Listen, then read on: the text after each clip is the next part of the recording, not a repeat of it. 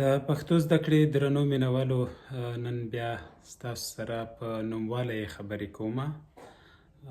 ځینې کسان دې ته لکۍ یې هم وایي، خو غوره دا ده چې نوموالی یې وبولو، ځکه په ښځینه نومونو کې راځي، لکه ماڼۍ، ګلالۍ، لړۍ، وړۍ، شړۍ، ډوډۍ. یعنې دغه ټول نومونه چې تاسو ګورئ چې نوموالی یې پکې راغلی، دا ښځینه نومونه دي او اواز یې څه شی ده؟ ای ده. یعنې هغه ښځینه نومونه چې په ای اواز سره پای مومي، همدا نوموالی یې پکې راځي. رابسو جملو کې به یې هم وګورو. په کراچۍ کې هوا ګرمه ده.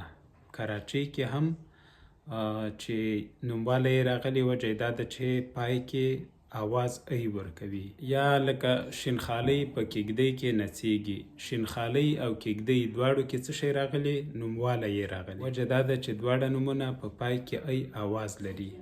یا دا بل مثال دی، ملالۍ له ډوډۍ پخولو ستړې شوې.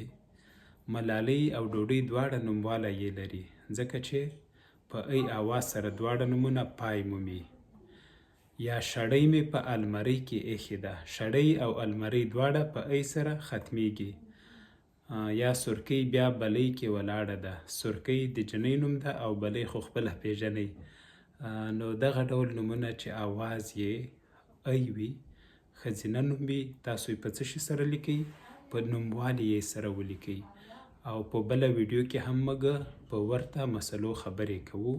دا د نوموالي لومړۍ ویډیو سوه. تر دې مخکې موږ ساده یې، څرګنده یې او اوږده یې هم په مختلفو ویډیوګانو کې روښانه کړې، خو د ځینې مشکلاتو له امله غلړۍ له ما نه پاتې وه. ما ډېر وبښئ.